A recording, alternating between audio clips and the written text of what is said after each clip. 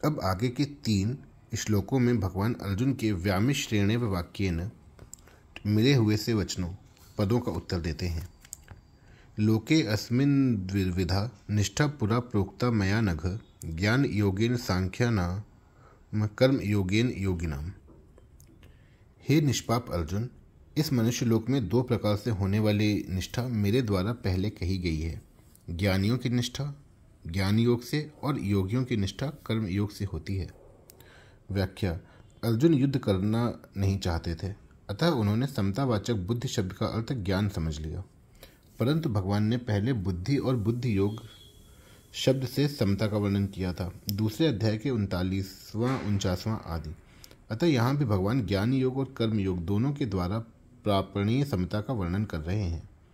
अनग: अर्जुन के द्वारा अपने श्रेय की बात पूछी जानी ही उनकी निष्पापता है, क्योंकि अपने कल्याण की तीव्र इच्छा होने पर साधक के पाप नष्ट हो जाते हैं। लोके अस्मिन् द्विविधा निष्ठा पुरा प्रोक्ता मया, यहाँ लोके पद का अर्थ मनुष्य शरीर समझना चाहिए, क्योंकि ज्ञान योग और कर्म योग दोनों प्रकार के साधनों को करने में का अधिकार अथवा साधक बनने का अधिकार मनुष्य शरीर में ही है। निष्ठा अर्थात समभाव में स्थित एक ही है, जिसे 2 प्रकार से प्राप्त किया जा सकता है, ज्ञान योग से और कर्म योग से। इन दोनों योगों का अलग अलग विभाग करने के लिए भगवान ने दूसरे अध्याय के 39वें श्लोक में कहा है कि इस समबुद्धि को मैंने सांख्य योग के विषय में 11वें से 30वें श्लोक तक कह दिया है। अब इस कर्म योग के विषय में 39वें से 53वें श्लोक तक सुनो। एषा ते विहिता सांख्य बुद्धिर योगे त्विमाम शृणु। पूरा पद का अर्थ अनादिकाल भी होता है और अभी से कुछ पहले भी होता है।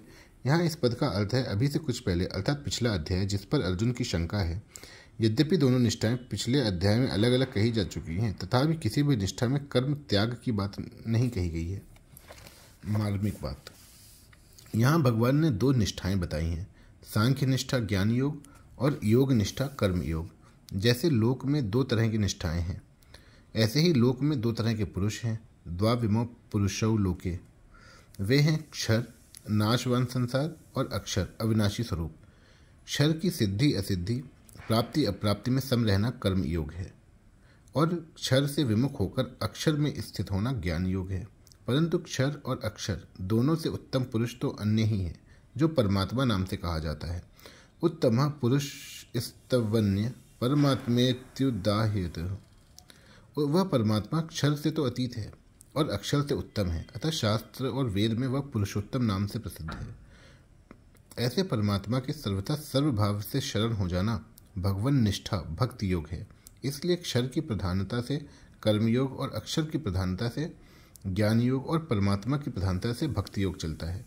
सांख्य निष्ठा और योग निष्ठा ये दोनों साधकों की अपनी निष्ठाएं हैं, परंतु भगवन निष्ठा साधकों की अपनी निष्ठा नहीं है। कारण कि सांख्य निष्ठा और योग निष्ठा में साधक को मैं हूँ और संसार है, इसका अनुभव होता है।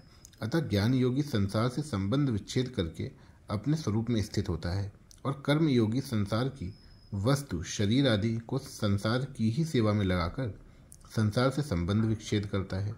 परंतु भगवान निष्ठा में साधक को पहले भगवान है इसका अनुभव नहीं होता, पर उसका विश्वास होता है कि स्वरूप और संसार इन दोनों से भी विलक्षण कोई तत्व भगवान है। अतः वह श्रद्धा विश्वास पूर्वक भगवान को मानकर अपने आप को भगवान के समर्पित कर देता है। इसलिए सांख्य निष्ठा और योग निष्ठा में तो जानना विवेक मुख्य है और भगवत निष्ठा में मानना श्रद्धा विश्वास मुख्य है। जानना और मानना दोनों में कोई फर्क नहीं है। जैसे जानना संदेह रहित दृढ़ होता है, ऐसे मानना भी संदेह रहित होता है।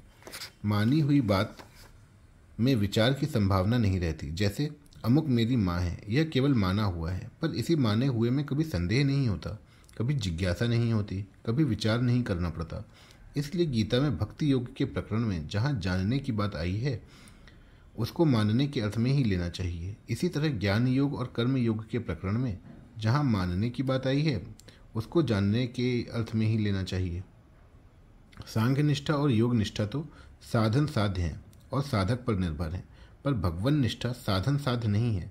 भगवन निष्ठा में साधक भगवान और उनकी कृपा पर निर्भर रहता है। भगवन निष्ठा का वर्णन गीता में जगह जगह आया है। जैसे इसी अध्याय में पहले 2 निष्ठाओं का वर्णन करके फिर 30वें श्लोक में मयि सर्वाणि कर्माणि सन्न्यस्य पदों से भक्ति का वर्णन किया गया है।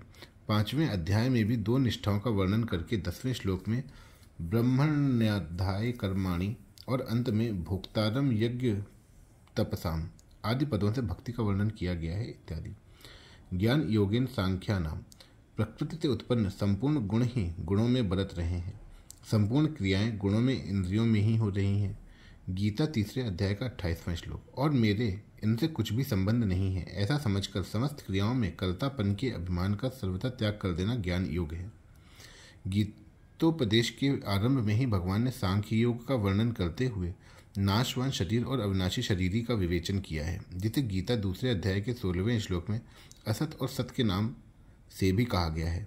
कर्म योगेन योगिनाम वर्ण आश्रम स्वभाव और परिस्थिति के अनुसार जो शास्त्र विहित कर्तव्य कर्म सामने आ जाए उसको उस कर्म तथा उसके फल में कामना ममता और आसक्ति का सर्वथा त्याग करके करना तथा कर्म की सिद्धि और असिद्धि में सम रहना कर्म योग है। भगवान ने कर्मयोग का वर्णन 2 अध्याय के 47वें और 48वें श्लोक में मुख्य रूप से किया है। इनमें भी 47वें श्लोक में कर्मयोग का सिद्धांत कहा गया है और 48वें श्लोक में कर्मयोग को अनुष्ठान में लाने की विधि कही गई है।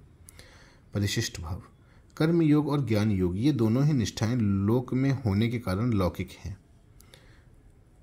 लोके अस्मिन् द्विविधा निष्ठा। कर्मयोग में क्षर संसार की प्रधानता है और ज्ञान योग में अक्षर जीवात्मा की प्रधानता है। क्षर और अक्षर भी लोक में ही हैं। द्वाविमौ पुरुषौ लोके क्षरश्चाक्षर एव च। अतः कर्मयोग और ज्ञान योग दोनों ही लौकिक निष्ठाएं हैं। जीव और जगत को मुख्यता देने से ही ये दोनों निष्ठाएं हुई हैं। अगर जीव और जगत को मुख्यता न देकर केवल परमात्मा को ही मुख्यता दी जाए तो 2 निष्ठाएं नहीं होंगी, प्रस्तुत केवल अलौकिक भगवन निष्ठा होगी। लौकिक निष्ठा कर्मयोग और ज्ञान योग में साधक का अपना उद्योग मुख्य होता है। वह साधन में अपना पुरुषार्थ मानता है, परंतु जब साधक भगवान का आश्रय रखकर साधन करता है अपना उद्योग मुख्य नहीं मानता तब उसकी निष्ठा अलौकिक होती है। कारण कि भगवान का संबंध होने से सब अलौकिक हो जाता है। जब तक भगवान का संबंध नहीं होता तब तक सब लौकिक ही रहता है। किसी को बुरा न समझें, किसी का बुरा न चाहें और किसी को बुरा न करें तो कर्मयोग आरंभ हो जाता है। मेरा कुछ नहीं, मेरे को कुछ नहीं चाहिए और मेरे को अपने लिए कुछ नहीं करना है, इस सत्य को स्वीकार कर ले तो ज्ञान योग आरंभ हो जाता है।